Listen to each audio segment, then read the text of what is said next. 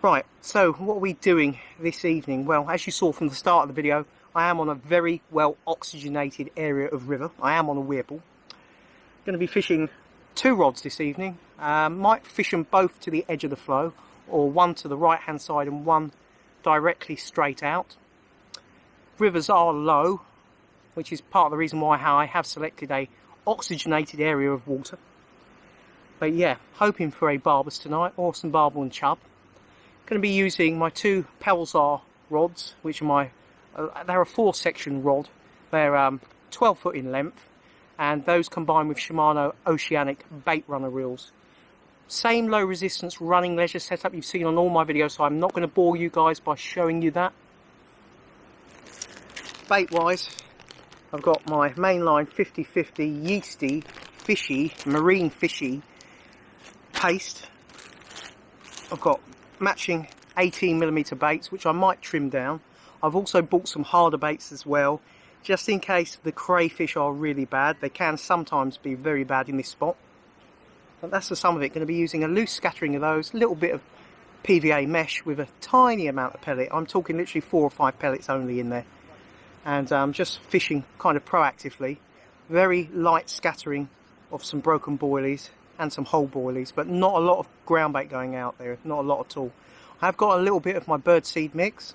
Once again, I'm going to be feeding very lightly, because I feel at times, just like how we react, us human beings in hot weather, you know, you don't want a full-blown meal, do you? If your mum or your wife, whatever, turns up to you and goes, "Hello love, I've done a full-size roast dinner," it's, you know, it's hot conditions, you're not going to go, "Oh, I really fancy that." Well, you might do. I mean, to be honest, I probably would. What am I saying? But no, seriously, I always feel fish are less likely to want to have a large amount of food. And to be honest, a lot of my fishing is done with using low amounts of ground bait and trying to find the fish. But as I say, the weather is warm. Although it's an oxygenated area of river, I don't want to put in too much bait. So I'm going to put in a few little broken or whole boilies, little mixture of broken and whole boilies, and just fish very small mesh bags, hoping that the swim isn't too snaggy. Obviously don't want to lose too much gear either. And as I say, hoping that is a barbus or chub or both willing to feed this evening, and also hoping that there's not too many crayfish about. Anyway, I've got the rods still to set up, so I'm going to get them set up, get cast out, and sit back and enjoy the evening as it starts to cool down nicely, because that's when the mozzies are going to kick in and they're going to eat me alive.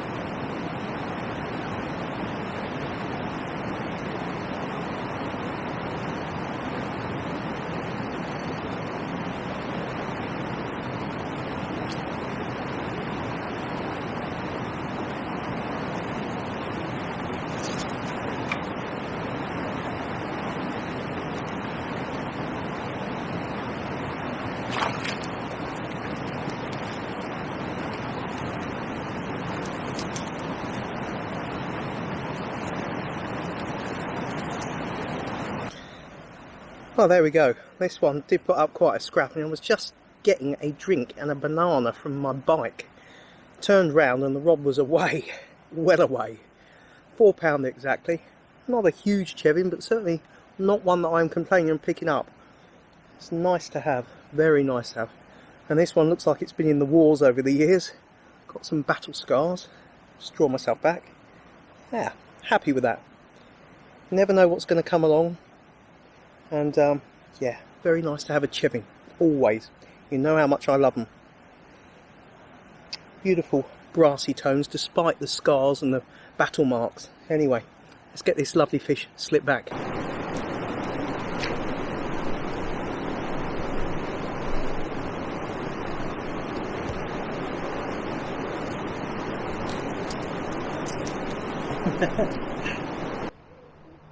Well, welcome back to part 2 of the video, or the second part of the video. Yeah, it's been tough going, guys. I had a couple of trips on one of the weirs where I had the same chub over the course of 2 trips, and then had a trip just recently where I had 3 mink in my swim. I moved spots and I had an otter. You couldn't make it up. I had an otter come right up to me, right in my margins of the lovely spot that I was fishing, and I knew it was good for a bite. Raised my leg out and kind of like lifted it to spook it, and it just crashed right in front of me, crashed back down as it was literally trying to get up on my bank. Crashed in the margins, and I thought, you know, Mark, it's not happening. It's not not your lucky day. That combined with crayfish, but crayfish are, you know, at the end of the day, I'm fairly used to crays, although they do pee me off. Yeah, having 3 mink, literally 3 mink. No, I don't mean 1 mink 3 times, and I'm making the assumption there's 3 mink. I mean a family of mink, like 2, what's it, pups or kittens, and 1 adult, up and down under my rods, on the other bank, back and forth. My friend upstream had them as well. It was just one of them trips. It weren't going to happen. I went from the frying pan, the mink, into the fire with the otter coming up. Yeah, so yeah, it's been tough going. So back out this evening. We've had some rain. Would you believe it? That stuff, haven't had much of that, have we? That wet stuff. Very happy to see it. River's risen, maybe 2 to 3 inches. Not a lot, but it has risen. It's coloured up. We've got nice cloudy conditions. Humidity's around about 80-ish%. So I am hopeful this evening. Now I am in the swim that you've seen on my previous video where I had that lovely 12-pound barbel. So I'm going to chance my arm in it again this evening. Don't like over baking my spots and overfishing the same swims, but this has got some nice features, and the water has coloured up nicely. So same setup as you've seen on my 12-pound barbel video. I'm not using 2 rods this time, obviously, like you saw at the first part of the video where I was on the weir pool. So back on the Advanta RVS River Ambush rod, Shimano Baitrunner. The rod is 7 foot, 1 3/4 pound Tesco. Lovely rods. 22 to 24 pounds. What can you buy for that these days? Tell you what, not a lot normally, but these are wonderful. And no, I'm not being paid by anyone to say that. These are bloody superb rods. My friend recently, he had a very large barbel, 16 pounds, on that particular rod. He's fishing in the Midlands, and yeah, that was an absolute cracking fish. And it just goes to show what they're capable of dealing with. They are very, very good rods for the price. Anyway, just fishing that as usual with a, not going to be fishing too heavy with the weight. The river's up, but honestly it's not pushing through. I'm going to probably go with a 1.5 ounce flat pair or something along those lines. But as usual, it's just a low resistance quick change run ring. Got a buffer bead there, a little bit of anti-tangle tubing. I do have a little rig stop further up the line that stops any debris from covering your bait, and also allows me, if I should so wish to put a back lead on, but I'm not going to in this swim because there is snags nearby, and whilst I'm not fishing into the snags, not suicide fishing, I don't like to choose to use a back lead if I know there's snags nearby, because that back lead, if you're playing a fish, can swing and lift up and cause you a lot of problems. So that's the sum of it. Got my choice of Mainline 50/50 yeasty meaty nom nom nom nom nom boilies, matching paste. Got a little bit of the birdseed. That's mixed with the marginal groundbait mix, very lightly mixed, just enough to break down quite easily in the flow, because the flow's only just increased slightly, so I've not made it up too stiff. I've already dropped a little bit of that in the spot, Blue Peter style. Here's one that I made earlier, and I'm going to put a little bit of paste in the spot, then put the rod out, fingers, toes, 4-leaf clover, lucky rabbit's foot. Not so lucky for said rabbit, but lucky rabbit's foot. Hopefully we'll get a fish tonight. Going to be fishing into the small hours, and I'll probably, if this swim doesn't do much during darkness, I'll probably may move spots and head either down or upstream to a few other swims. I say a few other swims, I'll probably fish maybe 1 or 2 other spots. But that's the sum of it. Let's crack on. Let's hope there's no mink. Let's pray they're not doing the Minky Olympics in the spot. And yeah, see if that old rod wraps round.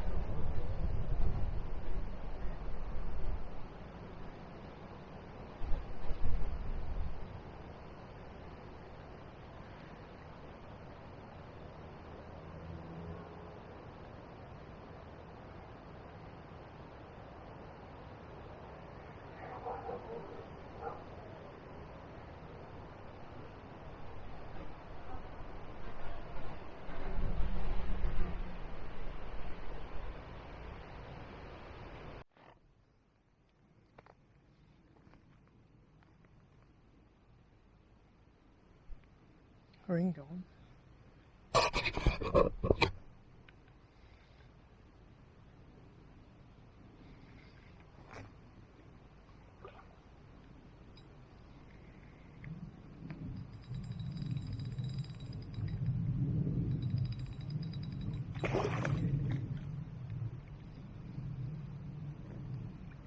Looks like a nice chub. Very nice chub.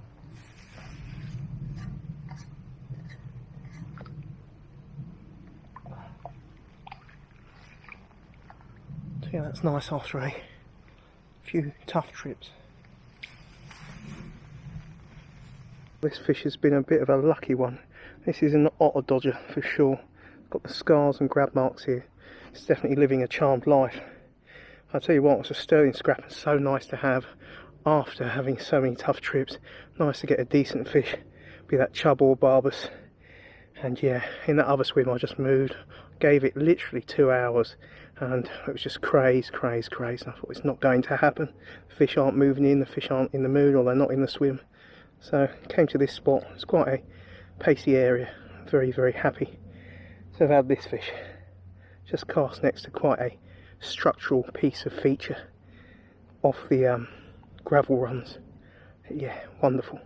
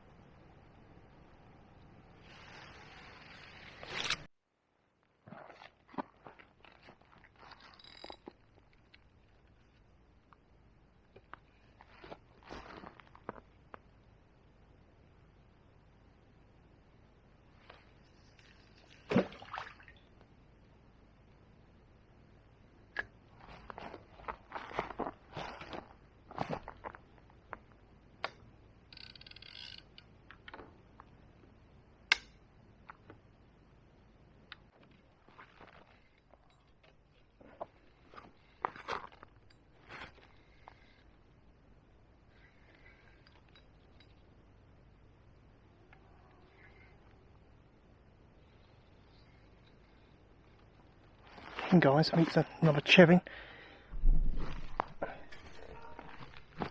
Could be wrong. I think it's a bream actually. It is a bream. Got the species completely wrong.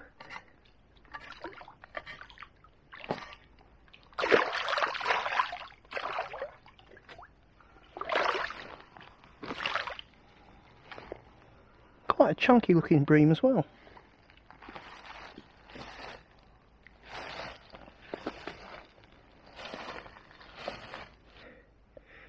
Well, that's a proper one, isn't it? A beautiful brassy abramus, which I thought was a chevin at first, and did until I see it swimming in, and I was like, ah, it's definitely a dinner plate of a bream. Beautiful, beautiful looking fish.